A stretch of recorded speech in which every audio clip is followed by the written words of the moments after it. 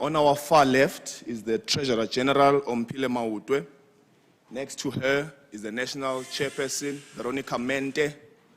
On my far right is the DSG, Deputy Secretary General, Popi Mailula. Next to her is the SG, the Secretary General, Marshal Dlamini. On my left is the Deputy President, Nico Shibambu.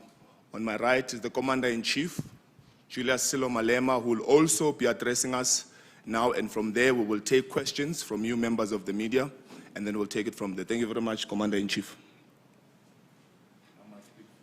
Okay.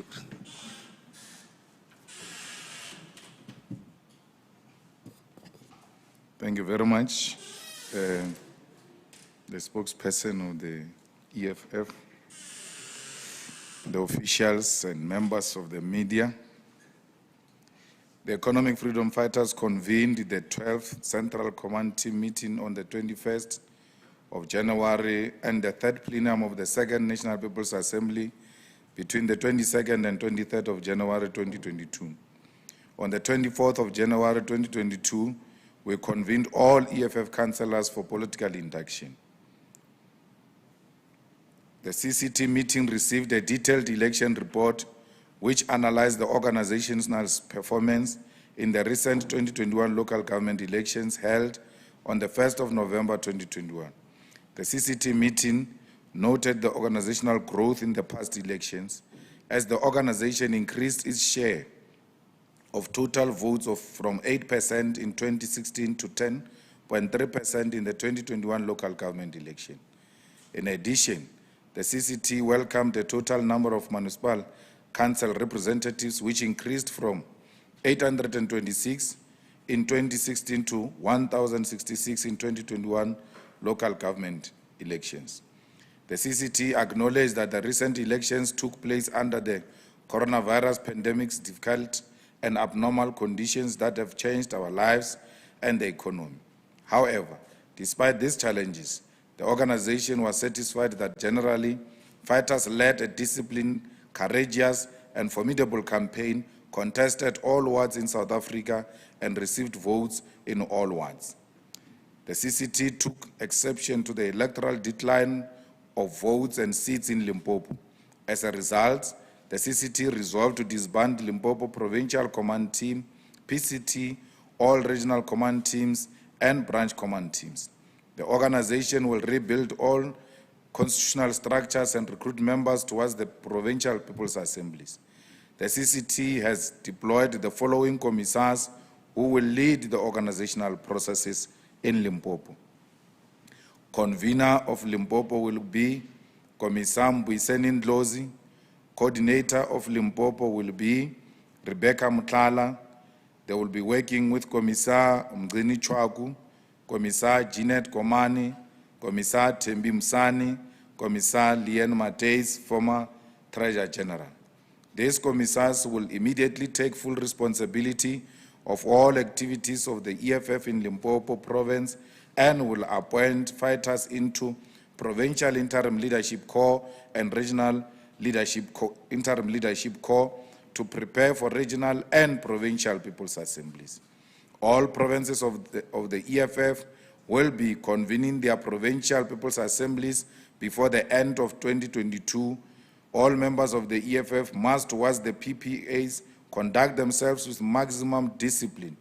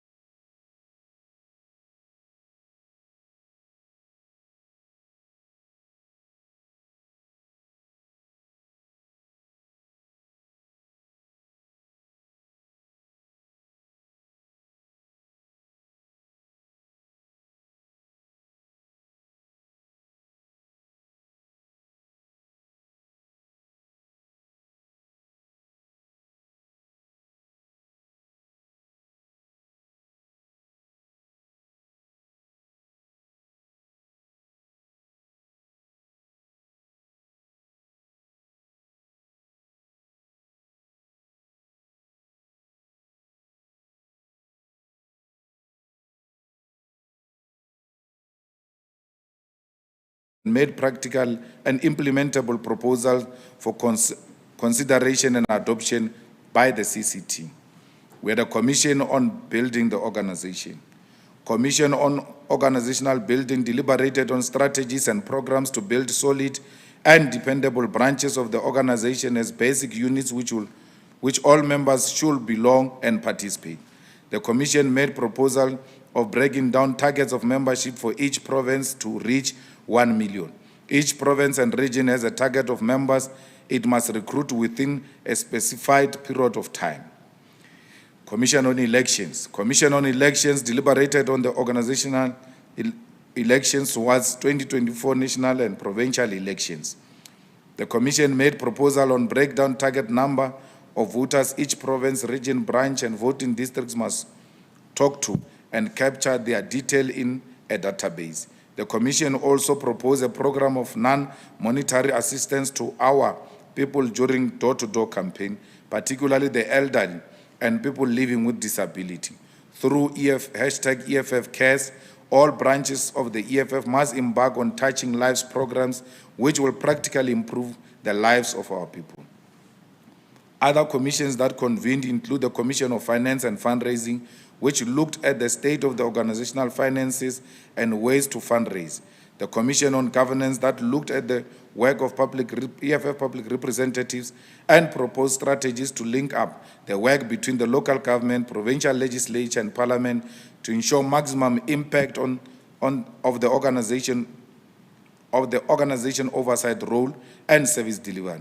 And the Commission on Media and Communication looked at strategies to build a strong and capable communication arm of the organization, drive the political, social, and economic dialogue in South Africa and the continent. The outcomes of the commissions will be consolidated into annual program of action, which will be communicated to the public and to all structures of the EFF. The CCT and plenum acknowledged the work of fighter Baba Sibulai from Free State in Mangaung region. A member of the Free State Provincial Command Team, Fighter Sibulai is the EFF councillor in Mangaung who exposed the sewer spillage that has been running in front of houses in Ward 16 Batu for more than 12 years now. Fighter Sibulai has been fighting the municipality over the dehumanizing conditions our people find themselves in. He is a role model of what it means to be a dedicated fighter, a servant of our people, and a model of public representative. From here onwards, when commissars, fighters, and ground forces serve our people like Fighter Sibulai, champion service delivery and ensure that our people are helped, we will know them as Baba Sibulai Detachment. As internationalists, we remain committed to the freedom and liberation of the people of Swaziland, Western Sahara, and Palestine, who are denied their right to self-determination. As part of a concrete forward towards the 2022 program of action, the plenum also recommended that the CCT take practical and decisive intervention in the war against despotic ruler in Eswatini. The organization recognizes that perhaps the time has arrived to assist the people of Eswatini in more practical ways than messages of solidarity. We reiterate our call for the total reopening of our country, particularly the opening of stadiums and public spaces, so that people can return to their lives fully. The continued lockdown and restrictions are senseless and have no scientific basis. We call on all our people to get vaccinated to prevent the spread of coronavirus. We are, however, opposed to mandatory vaccine and will oppose anyone who seeks to forcefully vaccinate our people. We demand that government must broaden the option of vaccines available and not force people to take vaccines from the West only. Government must make sure that our people have access to Sinovac, which is approved, and SAPRA must finalize the authorization of Sputnik V and Abadal vaccine from Cuba. There is nowhere in the world where Sputnik V is applied where there are negative consequences of its usage. Broadening the options of vaccine will play an important role in defeating vaccine hesitation amongst our people. We reiterate our call for a complete end to gender-based violence and femicide. The abuse and killing of women must come to an end, and all of us must be relentless in exposing women abusers. There will not be any EFF member who will engage in GBV and still remain a member of the organization. We call on all organizations, churches, non-governmental organizations, clubs, stokvels, and all workplaces to isolate and banish people who are engaged in GBV. We have written to the Speaker of Parliament that all EFF members of Parliament are available to physically attend the State of the Nation address and will not be limited to a certain number, because even in the current regulation, more than 1,000 people can gather inside a hall, and the hall chosen for sauna purposes can accommodate more than 1,000 people. No one will prevent EFF MPs from performing their constitutional duties of attending Parliament. We congratulate the class of 2021 of matriculants who, despite the difficulties brought by the lockdown restrictions and closure of schools, managed to write and pass their matrics. All EFF commissars, members of Parliament, members of provincial legislatures, councillors of the EFF will, during this period, work with the EFF Student Command to ensure that all academically deserving students are registered in different universities, University of Technology and TVET colleges. We will do everything in our power to make sure that there is not even one student who is prevented from registration because of money. The EFF condemns the National Treasury's irrational and senseless acceptance of loan from the World Bank. There is absolutely no sound reason why South Africa accepted a loan from the World Bank, and it is evident now that even the Minister of Finance does not know the reason why South Africa accepted the loan. What is evident though is that there is a clique within the National Treasury, or working with the National Treasury, that makes money through commissions and transaction advisory fees for raising money from the World Bank. We reject loans from the World Bank because they come with conditionality which primarily undermine economic and policy sovereignty of our country. It is a fact that that conditionality from World Bank destroyed many underdeveloped and developing economies all over the world. It is therefore irrational to accept senseless loans with conditionality from the World Bank and International Monetary Fund. The EFF in South Africa will therefore, before the end of May 2022, convene International Continental Summit of all EFF-aligned structures all over the continent to talk about progressive socialist agenda for the world ahead, and giving each other practical support towards the establishment of the EFF all over the continent. As EFF structures in the continent, we must support each other and must demand political and economic emancipation in all countries where they have not achieved such. We, as the EFF, condemn the military takeover of political power in different parts of the African continent. Political power must exclusively be established through free, fair, transparent, and democratic elections, and not through the barrel of a gun. We call on all regional bodies and the African Union to always decisively suppress military takeover of political power in each and every country. The military takeover of Burkina Faso must be suppressed, and the Mali must be forced to transit towards civilian political power as a matter of agency. We are aware that some of these military takeovers are instigated and funded by the colonial forces, particularly France, which continues to micromanage the politics and economies of the countries it colonized. All progressive forces must reject France's interference in the African continent. The EFF has agreed that in all EFF gatherings, we will establish vaccination sites for alternative vaccines, particularly CoronaVac from China, Sinovac, Sputnik V from Russia, Abdala from Cuba. We reject South Africa's government imposition of vaccines from the West and will practically make sure that alternative vaccines are provided in order to achieve full vaccination of our people to prevent the spread of coronavirus. Even when we introduce alternative vaccines, we still never agree to mandatory vaccination. People must be persuaded and not forced to to vaccinate. On the 24th of January 2021, the organization convened an induction of all public representatives. The induction was attended by the leadership from various structures and more than 1,100 EFF public representatives, including 1,066 councillors in the majority of across South Africa. The induction went through the EFF founding manifesto and the Public Representatives Code of Conduct. Public representatives deliberated on the founding manifesto and engaged on the Code of Conduct issues. All EFF councillors were made to understand the responsibility entrusted with them by our people, particularly EFF councillors who are mayors, deputy mayors, speakers, deputy speakers, and members of MMCs and chairpersons of committees in the municipal councils. We are more than convinced that the EFF has the best combination of public representatives in all municipalities who will be the servants of the people.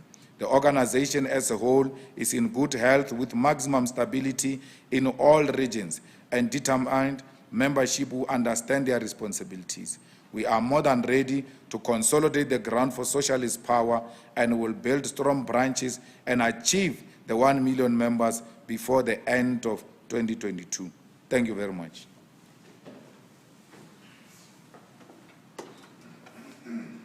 Thank you very much, Commander-in-Chief. We will now take a round of hands. Okay, Modibe, Falazi. We'll go, okay. 1, 2, 3, 4, in that order. Thank you very much.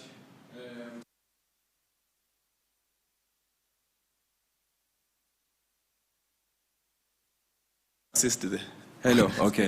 In 2016, the leadership of the organization took a decision to disband Eastern Cape and KZN. We've now seen the disbandment of the Limpopo PCT and all structures. Is the CIC confident that this decision will yield the similar results as has done in KZN? Because we've seen that the KZN has now grew by over 5%. So are you confident that this decision that the organization has taken to disband the Limpopo PCT will yield similar results as that in KZN? Thank you. Thank you. Sam Kelly here from the SABC. Just on relation, first and foremost, to the coalition governments, what's the EFF standpoint on the council that's sitting on Thursday in the city of Johannesburg? The last two sittings have collapsed as councillors and parties could not reach a consensus on the election of the various committee chairpersons. Where is the standpoint? Then secondly, on your relationship with the IFP, did the EFF put a condition to the IFP that if they continue with their relationship with the Democratic Alliance, the EFF will pull out of the coalition agreements you have with them in the province of KwaZulu-Natal? Then lastly, SG, some of your members have complained of an incident of gender-based violence that happened in the plenum that you had at Birchwood Hotel. How far is that process? Have you dealt with that particular culprit within your own ranks whom had allegedly laid hands on a woman? Thank you. Thank you very much. My name is Pelane Pachad. I'm from Newsroom Africa. One question already asked here about KZN, Eastern Cape, and now KwaZulu-Natal, so I will not go into that. The second one that I want to talk about is your satisfaction on the recent interactions you had with businesses.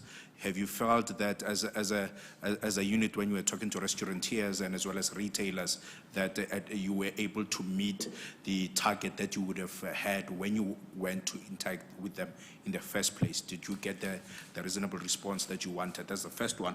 The second one, talking about the IMF and the tax issues in the country, what is the standpoint of the EFF?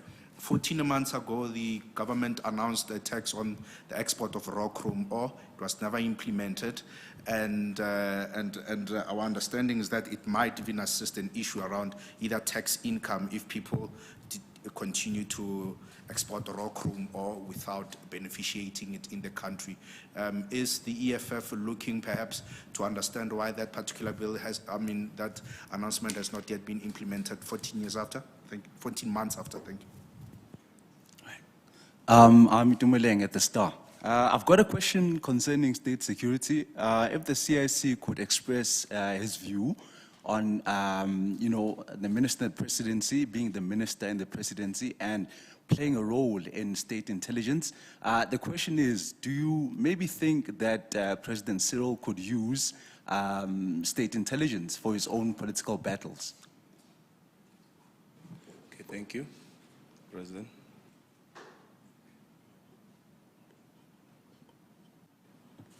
Thank you very much. I think you asked the question and then still provided an answer, both of you, on Eastern Cape and KZN. Today we are celebrating KZN and the Eastern Cape, and KZN being the first one to have 7 deputy mayors of the EFF. It is through those interventions that were made earlier. When we disbanded the KZN at that time, a lot of people doubted what we were doing and actually even accused us of purging people because they are not supporting us and for factional reasons. And when we explained that it was purely organizational reasons why, they performed badly and beyond our expectation, and then we had to intervene. The same thing is repeating itself in Limpopo. Limpopo, we went to the first election in 2014. In 2019, Limpopo increased votes by 1,000, which was a sign that they are stuck. And if we had intervened then, perhaps we'll be talking something else. We came back from the elections. We thought it's not that bad. Let's go, we'll deal with it.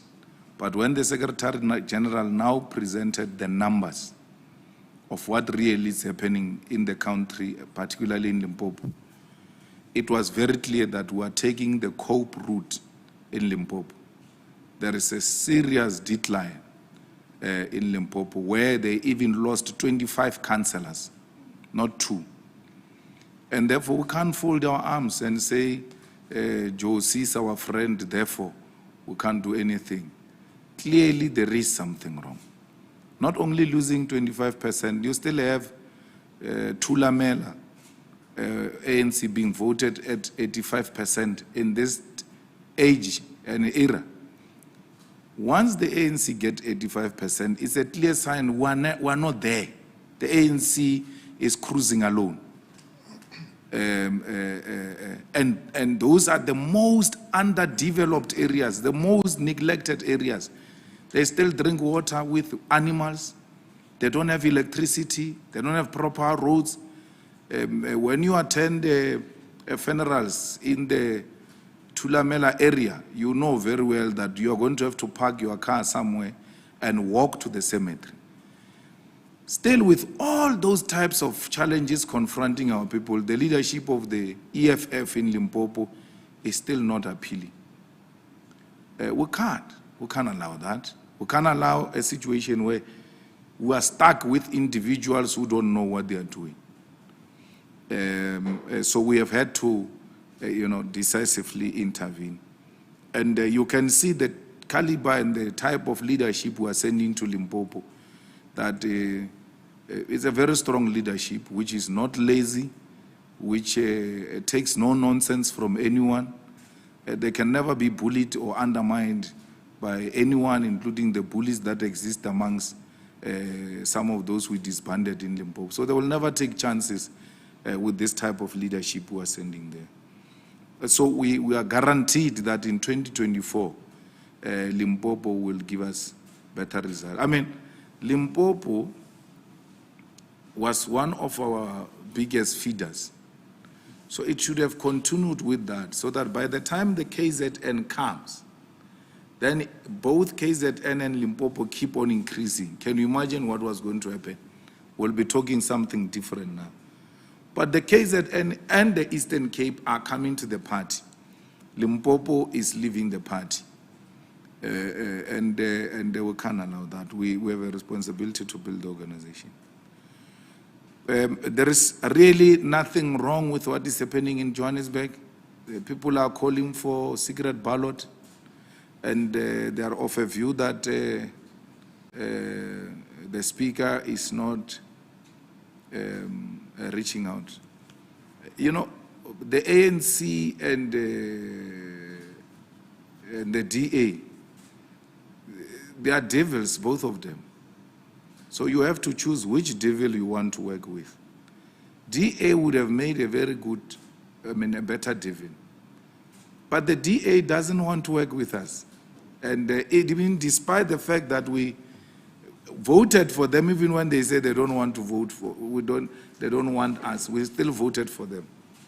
We vote for them, they get in, and they still continue to talk nonsense about us. They never stop. They continue to talk absolute rubbish, racist rubbish about us. So there's nothing we can do to help them.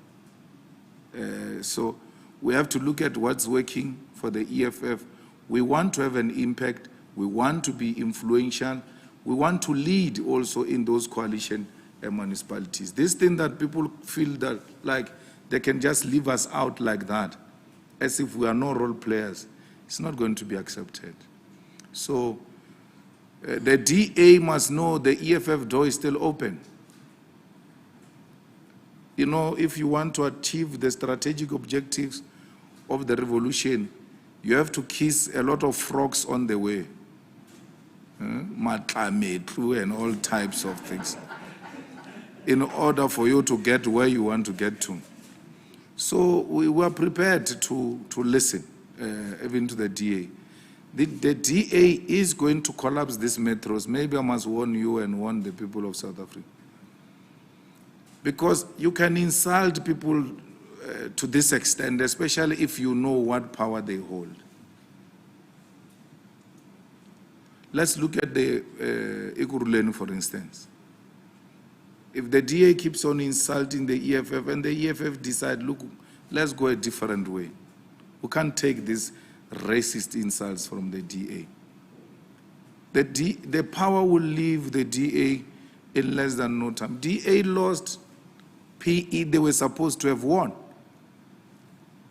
We voted with them.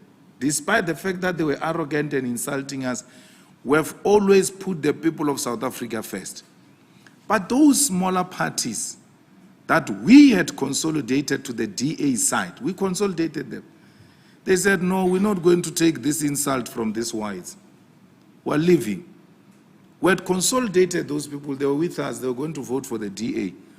But the arrogance that was displayed in PE, including a white man who disappeared and didn't come to a meeting, the DA never took the country into confidence as to why was that man not in a meeting where the ANC won with one vote in PE. Two things. Either he was bored or he was sick. But the DA must tell us, why was the guy not in the meeting where the ANC won with one vote? Because when the small parties shifted to join the ANC and we remained with the racists, the balance was 50-50. It took the DA's racist male to be absent for the ANC to win with one vote. The country till today has not been taken into confidence as to what happened. But if it was the EFF man who was absent, we'll be told how many tenders he does with who, that's why he was absent, perhaps. But if it's a white man can never be bought in the standards of South African journalists and media. The PE is still available for the opposition, which is aligned to the DA to take. But this nonsensical Helen's attitude of a wrinkled old woman who knows that she has lived all her life, she's done, she's waiting for exit, she doesn't care what happens. That's why old people must not lead, because they can't talk about the future which they will not be there when that future takes place. What future is Helen talking about? Because Helen should be saving the knees and all the joints, they are painful, and all manner of things.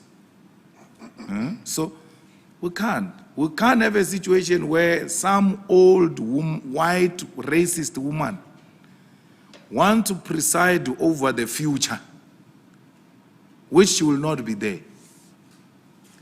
That's why we have a problem there in the ANC.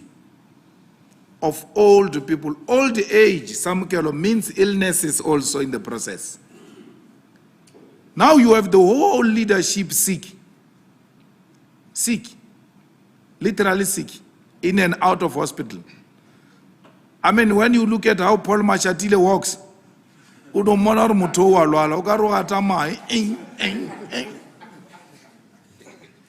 they are sick. Old age. Some of the symptoms of old age is sickness.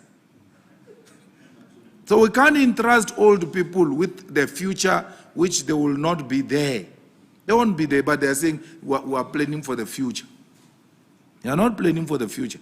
They are planning for their pension. They are taking now for themselves. I mean, how, if you listen to ANC stories of how much money people go and raise for the ANC, and how much they still don't understand why workers are not paid. Someone is taking that money for themselves. Why would the ANC have a problem of salaries?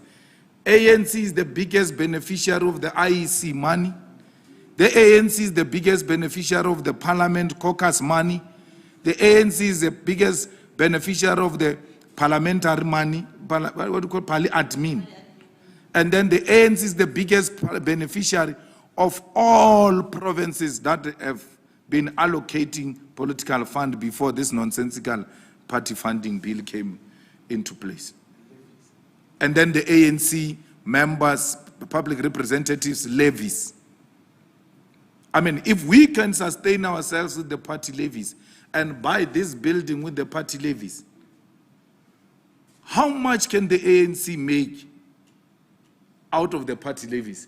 No, they are stealing because they don't care about the future. They care about their pensions. You know, these business people of funding ANC, they must just look at the lifestyle of these people. Someone was telling me that this former mayor of Joburg used to be a fundraising officer in Paul's office. If there is a big chunk of money, I don't know, I'm not saying anything. I'm just, telling you as it is. You guys must go and investigate. It's not a fact. But if the chunk of money goes to the ANC, that former mayor of Joburg, what is his name? Mpomoeran is going to buy a new car. There's going to be some flashy, nice car around Mpomoeran. When there is a big money of donation going to the ANC, something changes in Mpomoeran's life. And that's Paul Machatile's confidence. So, and here you've got workers not being paid and leaders living large life. So in the EFF, we're not only paying workers, we also give them bonuses on their birthdays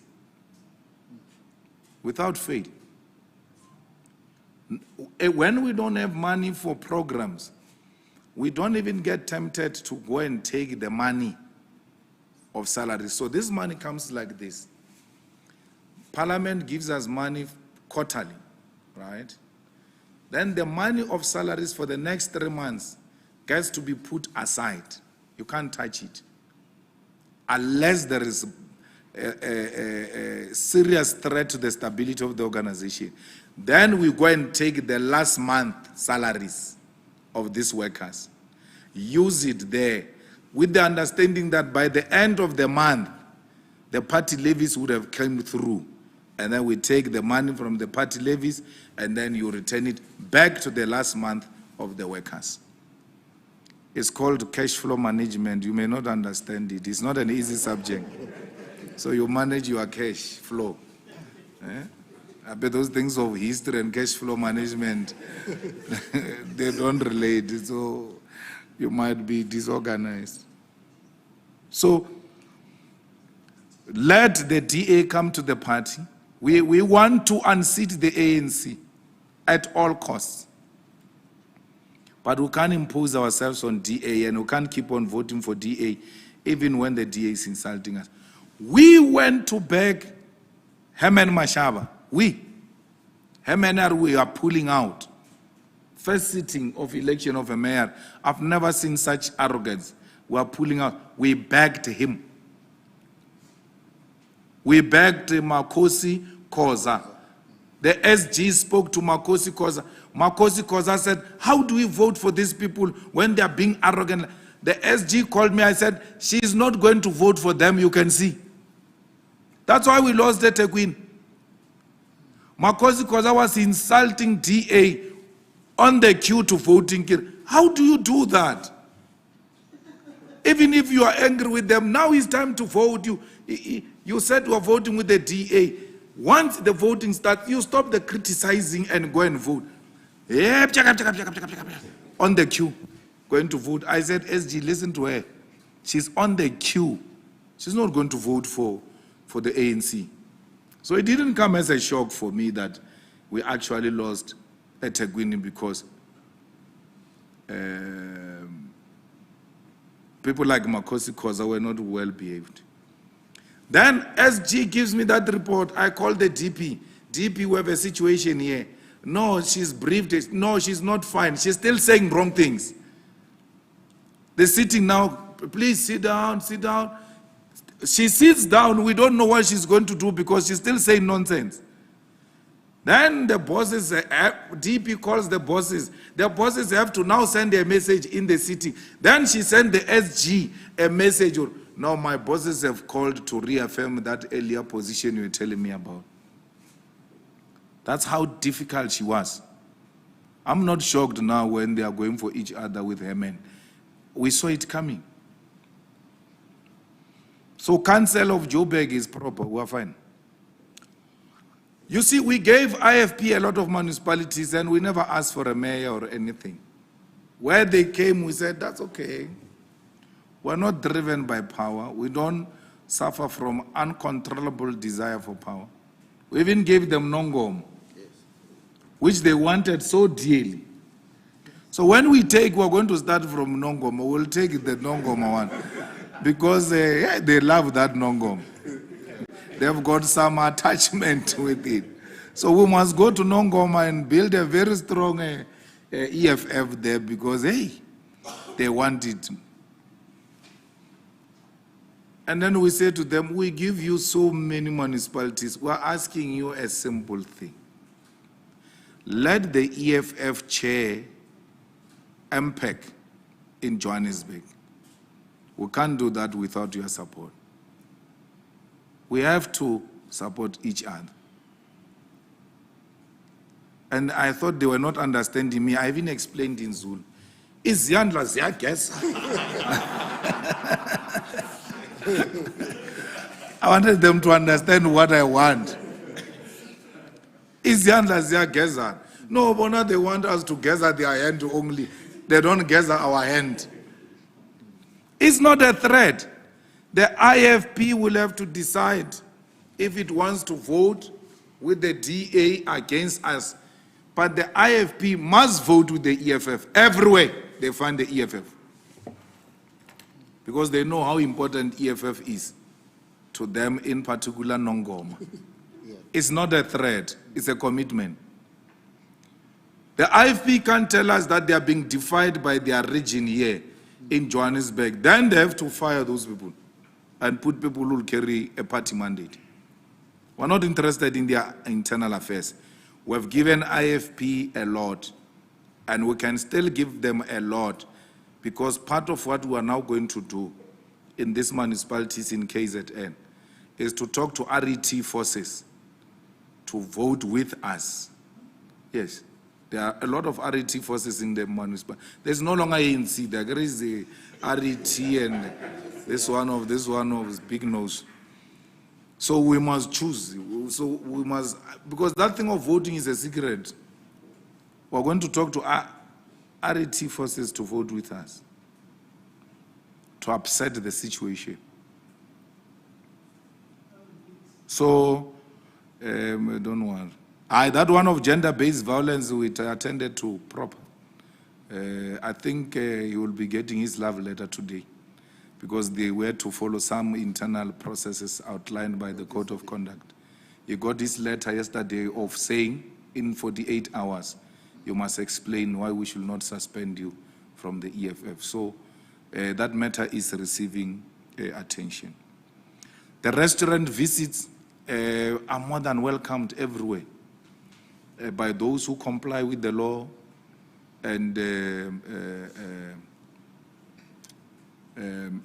those who want to see progress. You know, when we got attacked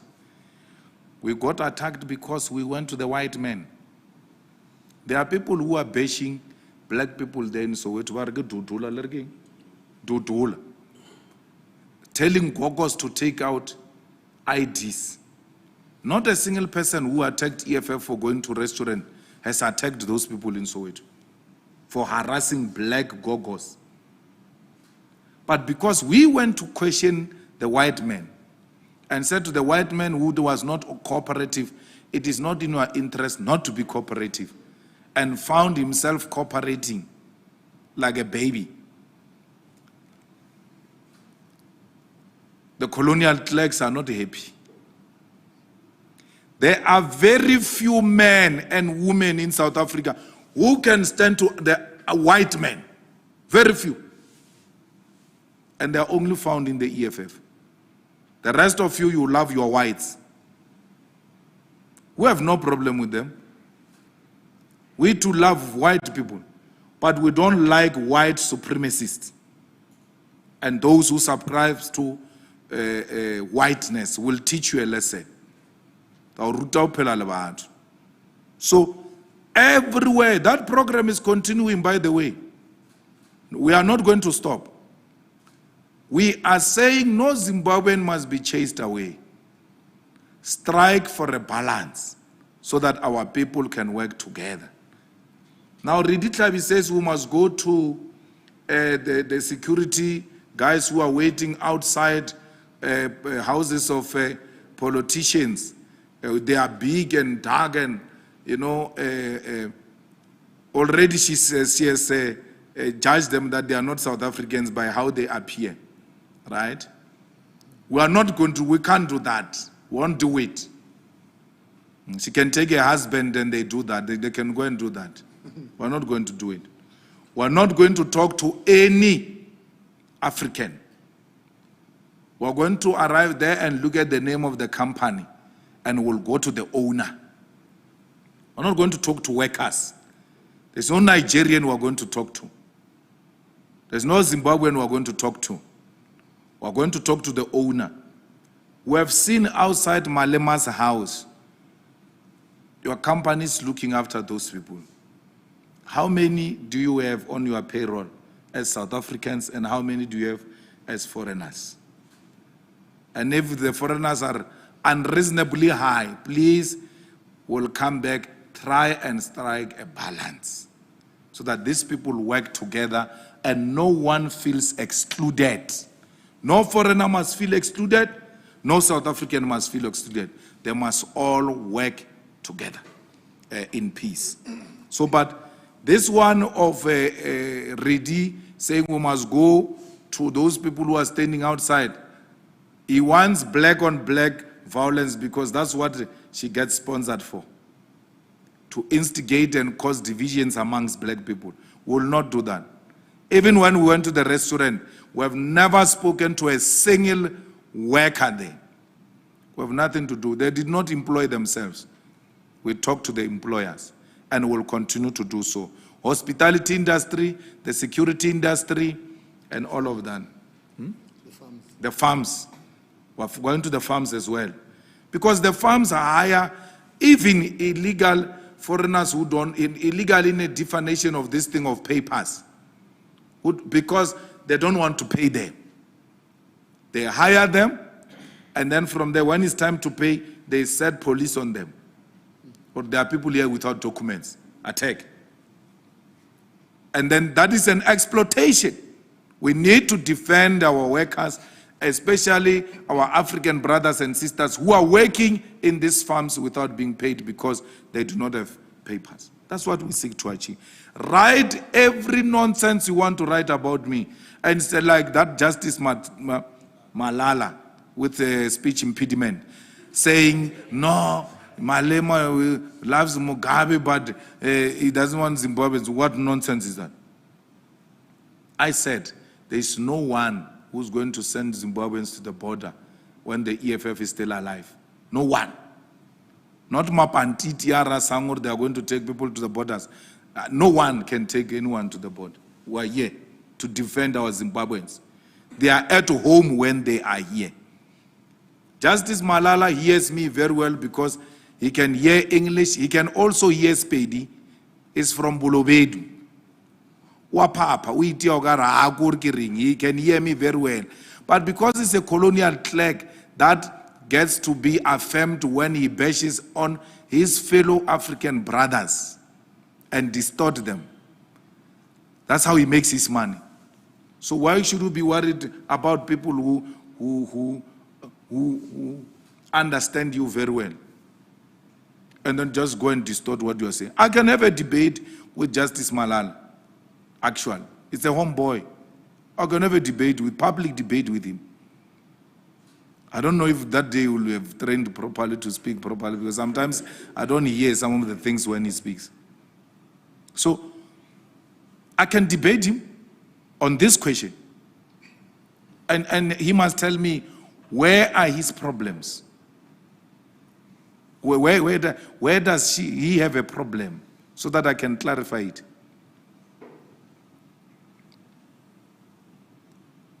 You know, the raw materials, we must charge a lot of tax when we want to export, because why? We want beneficiation. With beneficiation comes a lot of jobs. But the reason why it's not being implemented is because these mineral companies are owned by those who own South Africa. They always want to export raw materials. That's how they maximize on profit. And not only that, because they are stealing, they don't even make proper declarations of how much they've extracted from our soil. So we're going to have that problem for a very long time, because our democracy was negotiated by mining magnates. It was the Oppenheimers who first reached out to the ANC in exile and said to them, are you prepared and ready to talk? It was not apartheid that approached the ANC first. It was the Oppenheimers who went to the ANC first and then negotiated this settlement. So that's why they will do as they wish. I mean, the Oppenheimers have got a private airport at our OR Tambo. I will be visiting it. They will announce. That's a public facility where they've allocated a certain portion to the Oppenheimers. I want to see how that thing operates, because it looks like they are smuggling out gold there. And a lot of minerals are being smuggled in. And they're smuggling a lot of cash inside the country through those gates. So I have a right, by the way, I'm a member of parliament, to go anywhere, announced or unannounced. How can I sponsor a motion of no private entries or airport in parliament if I don't know how the airports work, private airports? I have to go and see for myself. Then I can sponsor a bill, a member's bill, if I'm not satisfied on how they operate. But I have to go and see. So I'll be visiting that Oppenheimer's airport, because I'm not scared of the Oppenheimers. I don't want their money. They're giving everybody here in South Africa except the EFF, because they know they can't buy the EFF. But the Oppenheimers are the ones who established the body politic of South Africa. The first Oppenheimer was a member of parliament, by the way. So the Oppenheimers do not exist outside politics. That's why they put so much money in politics. They started the politics of South Africa. And they know that for their business to thrive, they must be in charge of politics.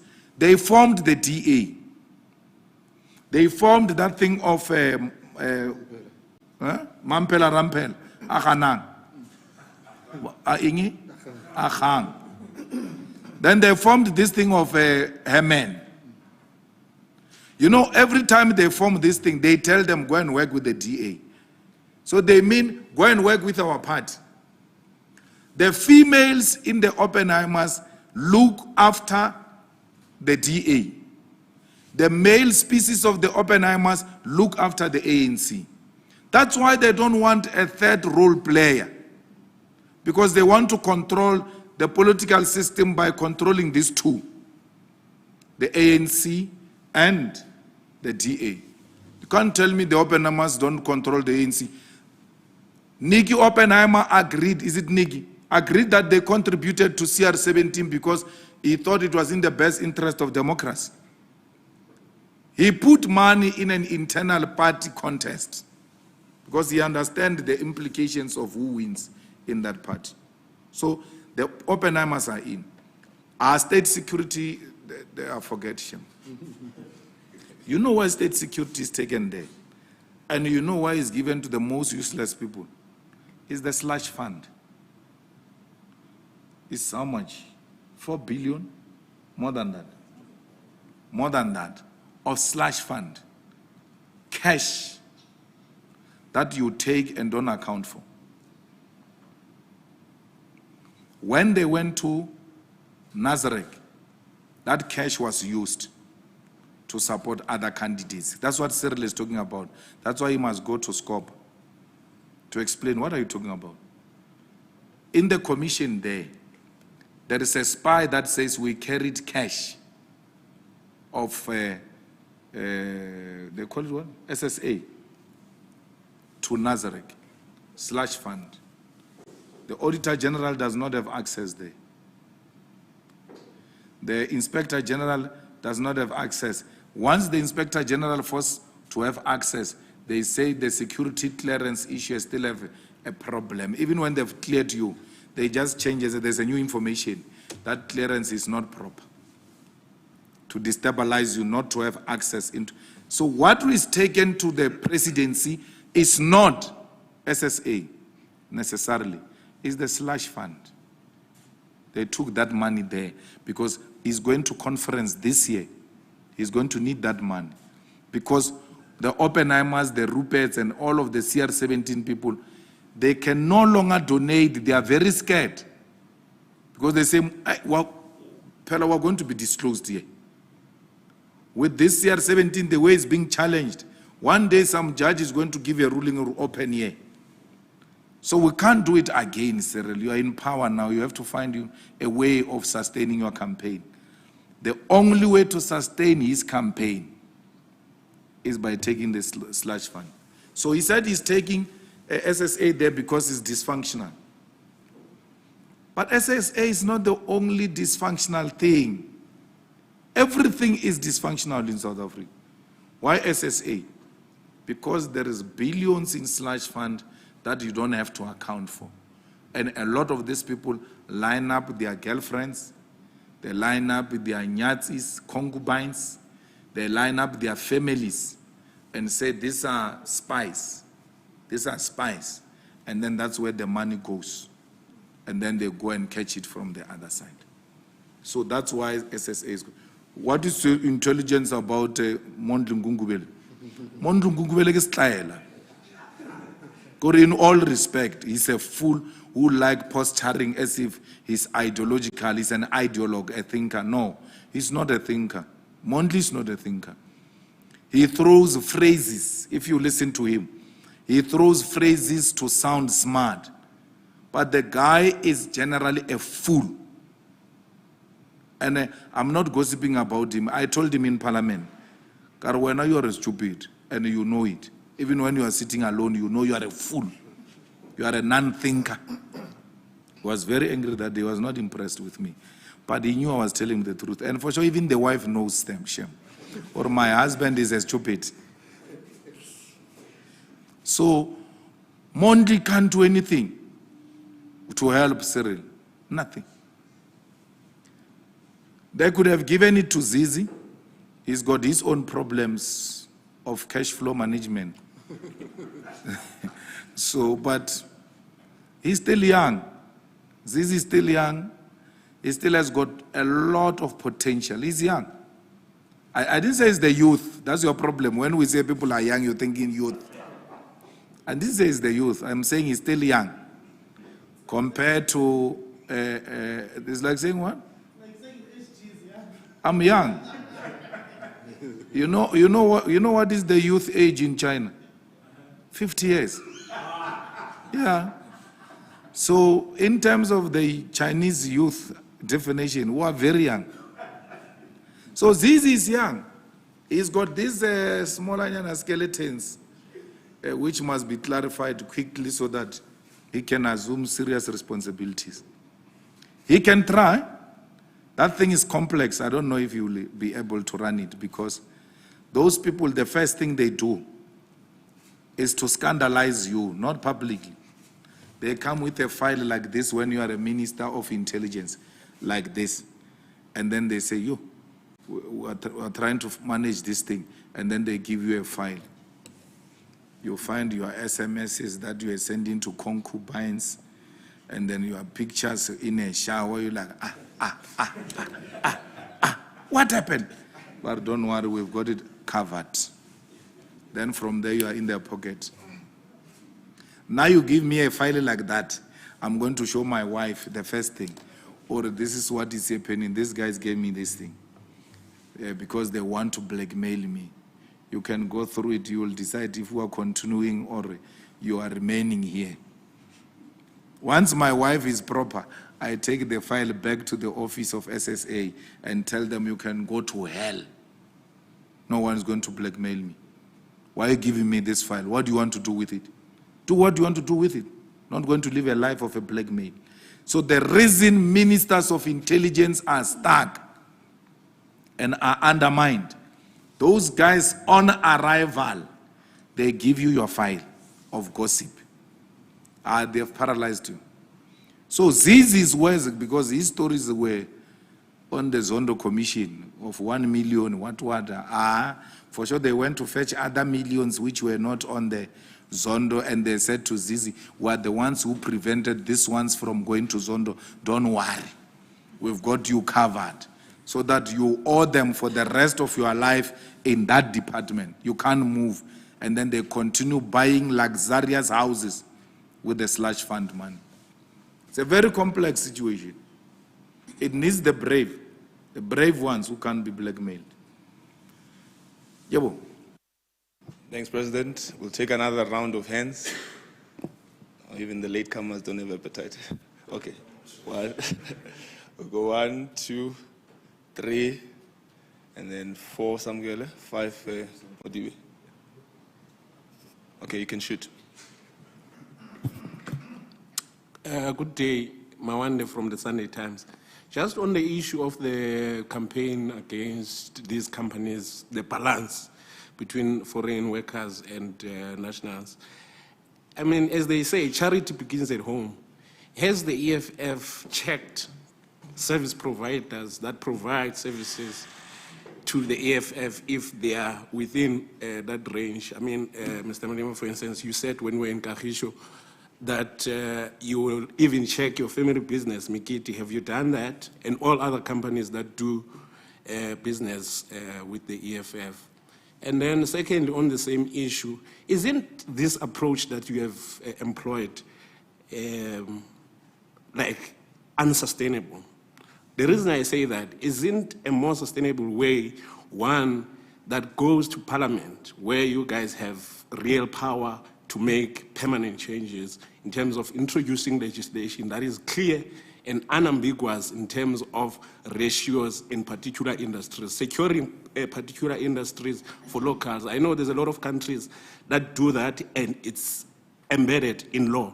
What is the EFF strategy in terms of going that far? Because that is a much more permanent solution than these visits. Because when you leave with these visits, the very following day, the situation may go back to the old one.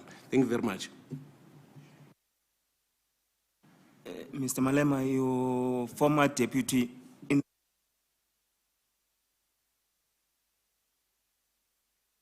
Sorry.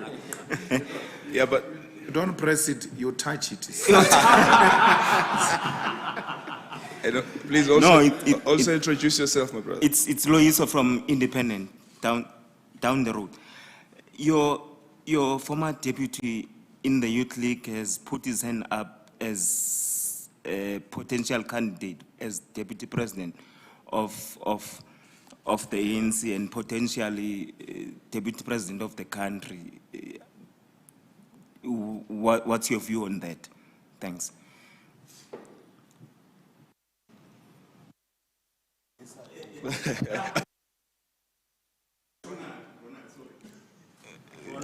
Yeah. Ndibe? Mudibe from the Inside Factor. I just want to find out the views of the organization regarding the African continent. We saw Burkina Faso, there's a military coup happening there. Malawian president yesterday dissolved his entire cabinet.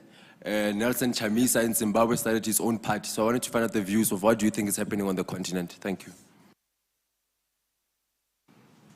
Covered, thank you. You want to take a bite? Okay, let's go. It's Ndayedzo from Power FM.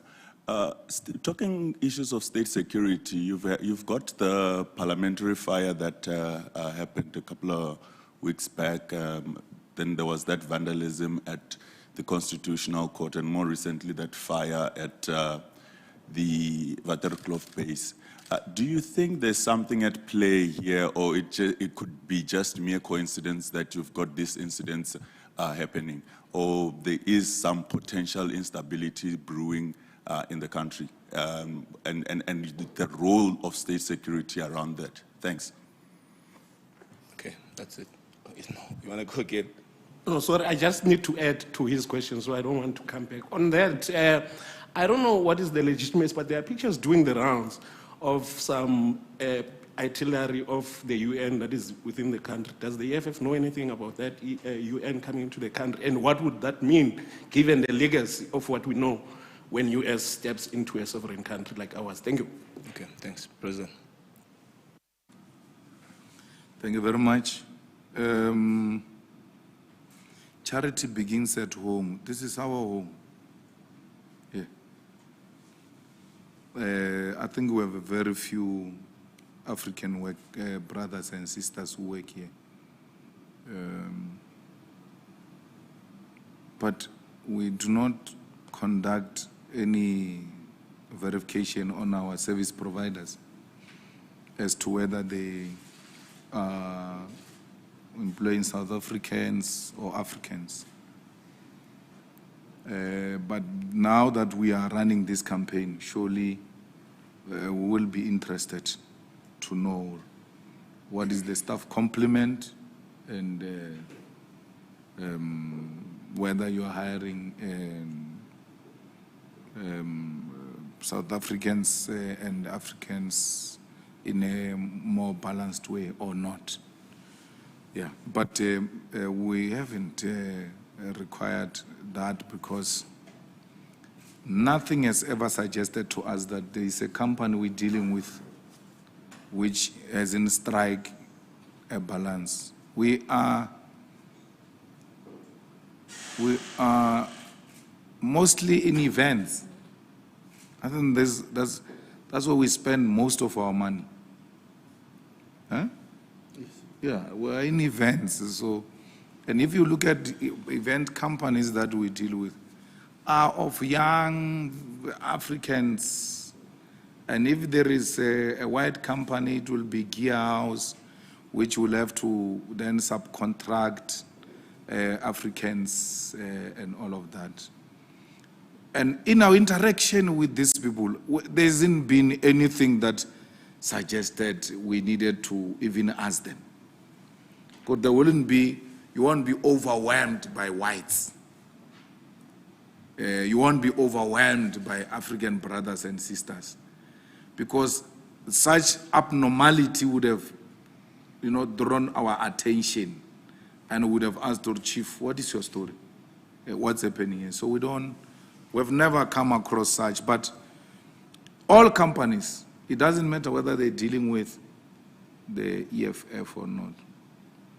You can't ask me if I've been to Megiddo because I can't go to Megiddo. I can't inspect myself.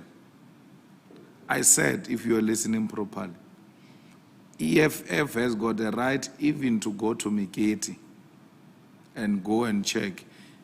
But you don't just go to places. You always have a reason why you want to go there.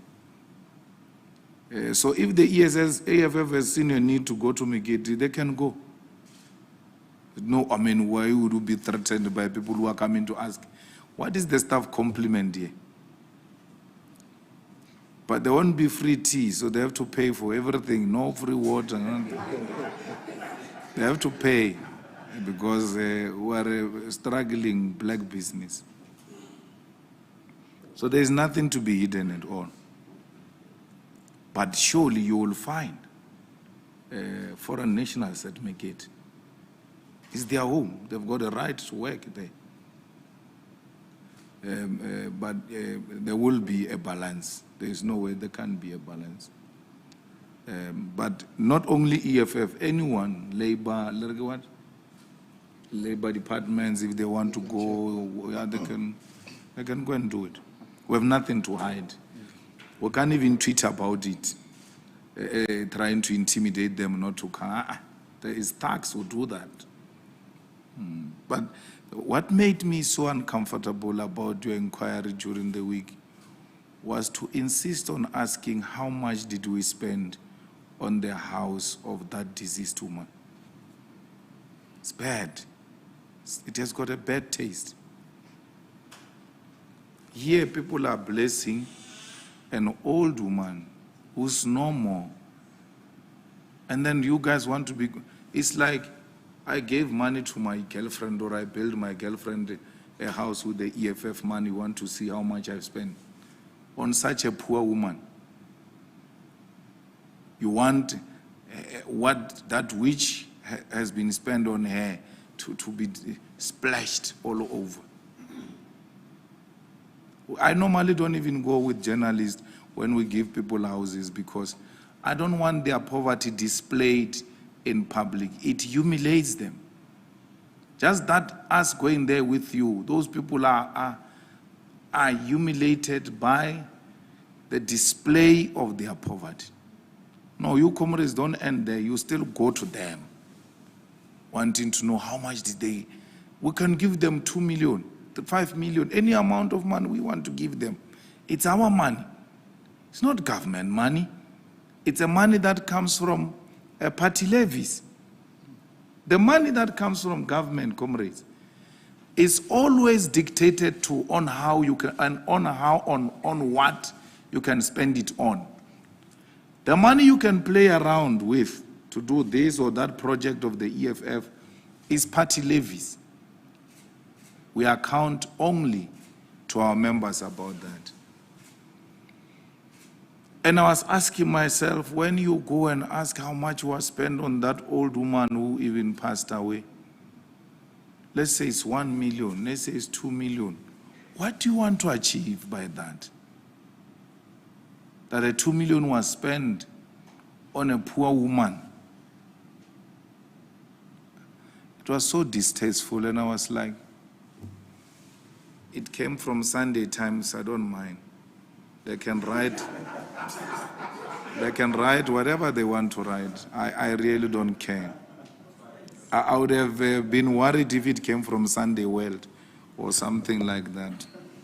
Because Sunday World and them have got a responsibility because they are not in the mainstream, controlled by to provide a balanced reporting. Like you, African? Inside Factor. You don't have to be pro anyone. You just have to give a balanced reporting. Because they've taken side. That's why I'm saying Sunday Times. I'm not saying you, I'm saying Sunday Times. So that it must be clear you have nothing to do. Because even you going to ask such things, you would have been put on an assignment to do so.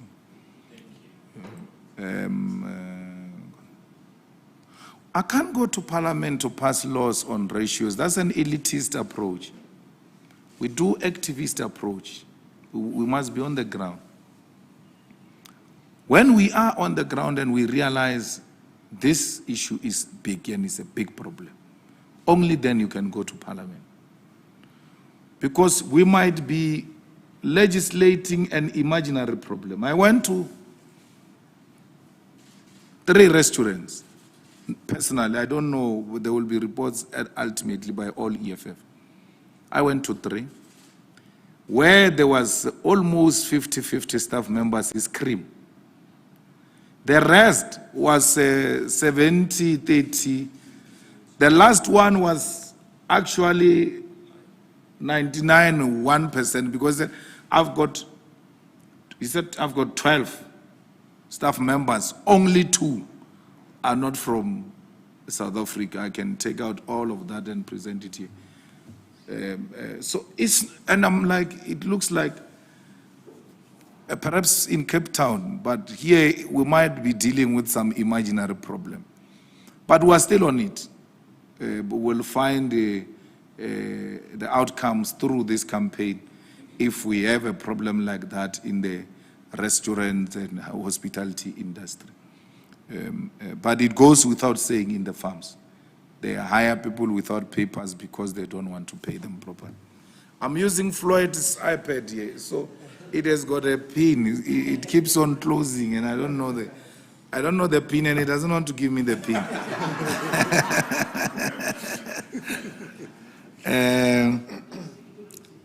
Bruno Mtolo. Lamola is Bruno Mtolo. What he does with his life, we're less interested, Shem.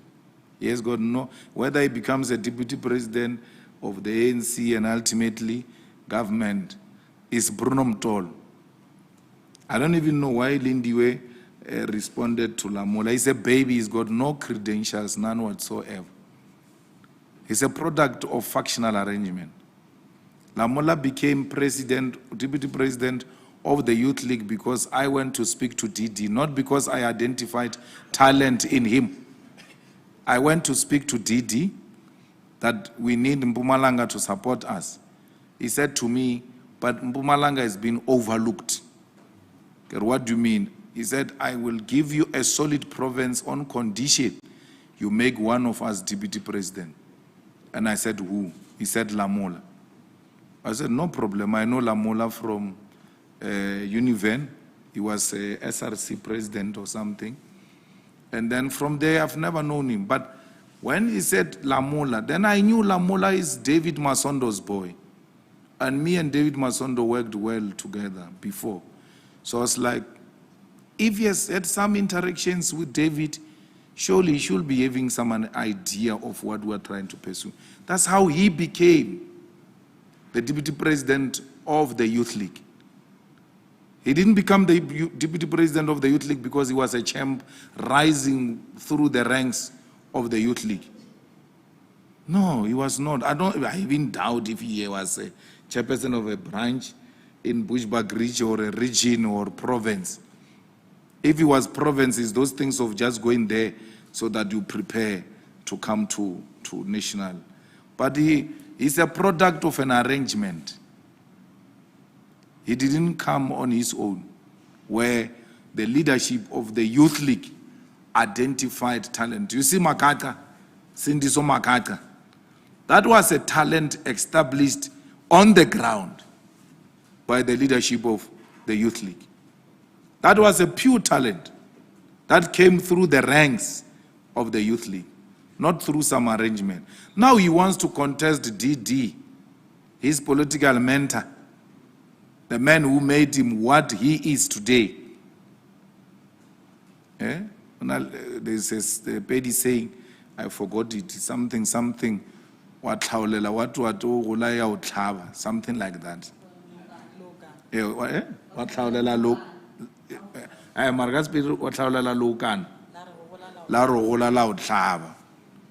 Bruno Mutol, Didi. So, but who is he? I mean, we should be worried if he was going to be a threat or anything. He won't be a threat. He is a young man who suffers from uncontrollable ambition for power. Why would he want to be deputy president ahead of his generation? There's a generation that came before him in the Youth League. There's a generation, Yabu Malusi, Yabu Lulu Johnson, Yabu Mbalula. When you are a leader, You don't talk about yourself. You talk about those who came before you. When Mbalula came to me and said I must be president of the Youth League, I said to him, I can't be president of the Youth League ahead of Zitles Galala. Arwai no, Zitles Galala and them, they are the last generation before us. So you are guaranteed, once we put Zitles Galala, the president of the Youth League, this generation is going to leave. And then from there, we will come in as a generation, right? And then dynamics at the time could not allow. But I was like, if this generation can't find each other amongst themselves, we are left with no option but to take this responsibility. And I was making a miscalculation because it was actually our generation that dominated the Youth League at that time. That's why when Sitles Galala and Saki Mufokeng went to lock people in the rooms and said, we must not address them, those people called us to jump the walls. When their leaders locked rooms and went to dine somewhere in their absence, they called us that the leadership is gone. Please make a plan to jump the wall and address us inside here, and then you can jump back. By the time they come back, you would have finished. That's how we won that conference. And they made a mistake because they didn't know that they were not appreciating that there is a younger generation here, which Julius and them came with it from COSAS. But when I was first approached, I didn't say, hey, me, I've been waiting for it. I said, but there are people ahead of us. That's how we're brought up. That you never contest ahead of your generation. I mean, ahead of a generation that came before you. So that's what he must be doing. But there is no longer discipline. So there's no longer even a generational rubric. There is no longer center. There is no longer leadership. Everybody, the membership is actually the leadership. People who are supposed to be members, they are leaders themselves. So once members become leaders, it's a problem. Because that thing you lead by a layer, you build first, second, and third layer leadership. Then they come like this. They follow each other like that. Amar, you can't tell people who are driven by faction and undesirable for power that there are people ahead of you. Or it's my time to eat. Well, the continent is not going through what could be described as a crisis per se. I think on the side of the West, we're experiencing a bit of difficulty. And ECOWAS is actually dealing with it decisively. Burkina Faso must be dealt with decisively, both by UN, not UN, AU, and ECOWAS. And that one who dissolved his cabinet, it's his prerogative. It's not a declaration of a crisis. I think it's more of an internal issue than any other thing. He's a president who's struggling with getting relevance in Malawi.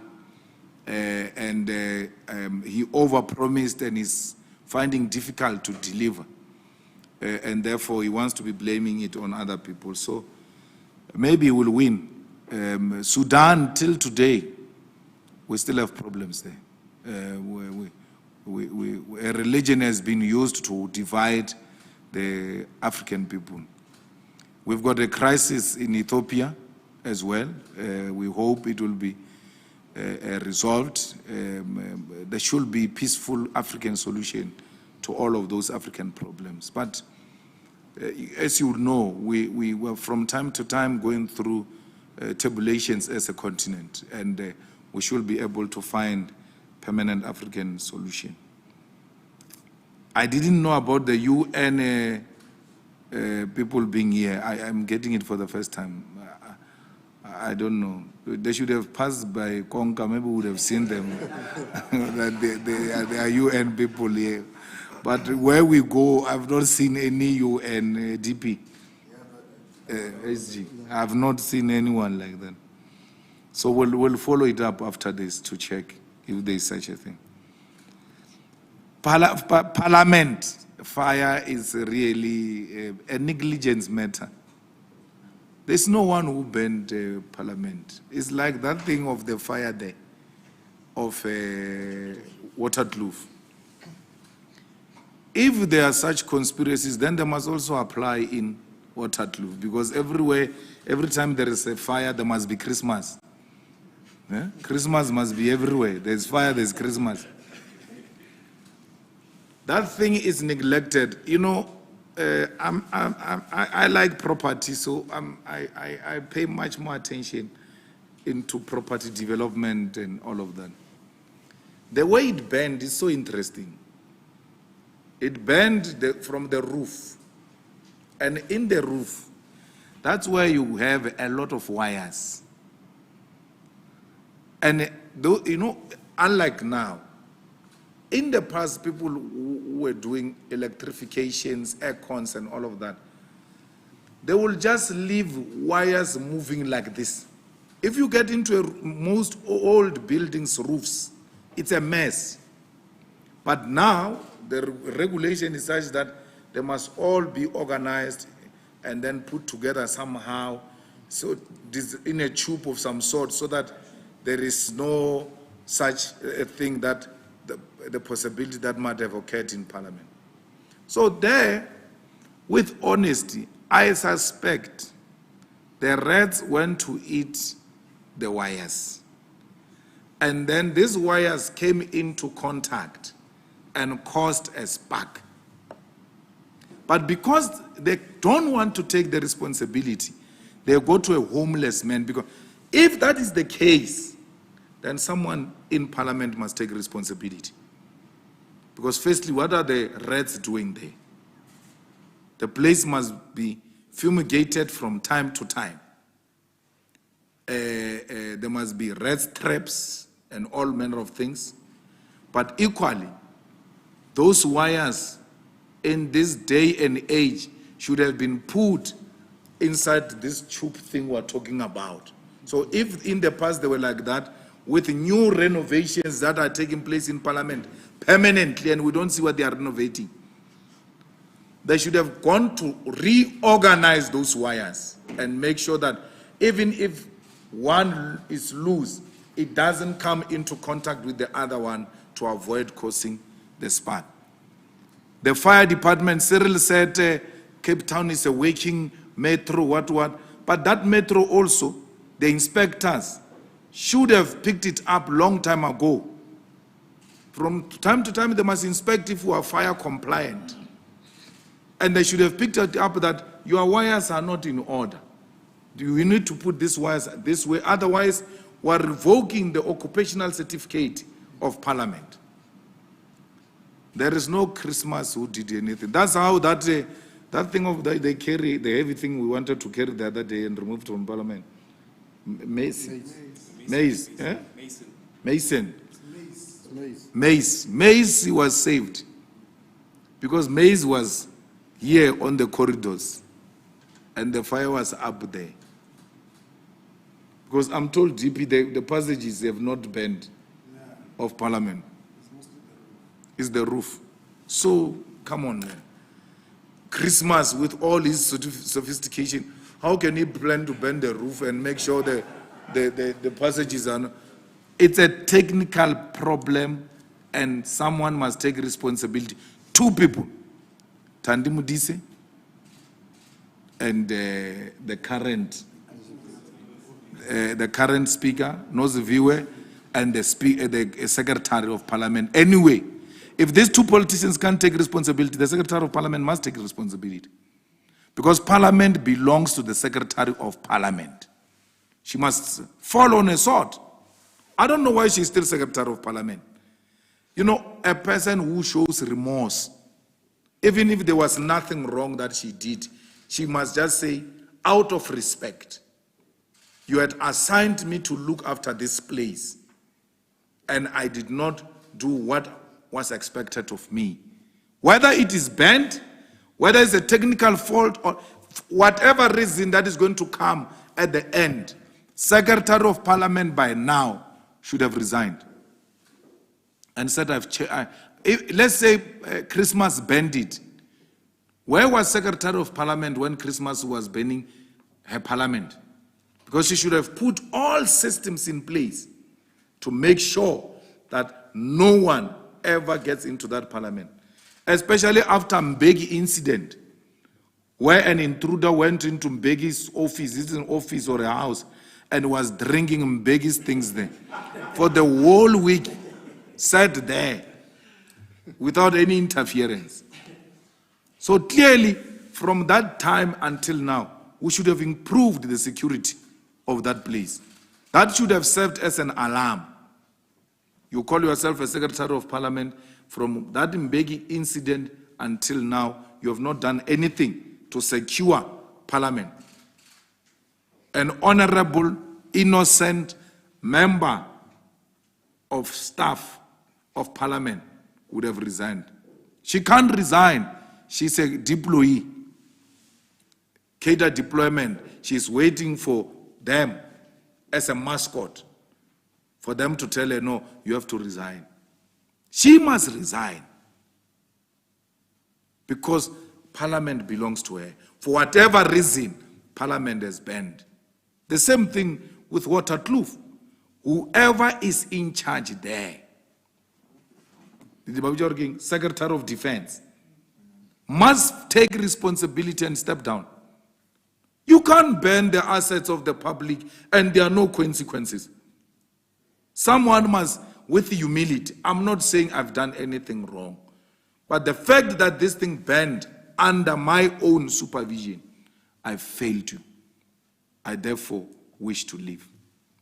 I don't know why Floyd by now, they even asked that Secretary of Parliament, why are you not resigning? I'm not saying you must resign. I'm asking you, why is your conscience not telling you that you must resign and do a right thing? So that South Africans, as they continue to investigate, they know that at least there's one person who took responsibility. Till to date, Parliament has burned to ashes.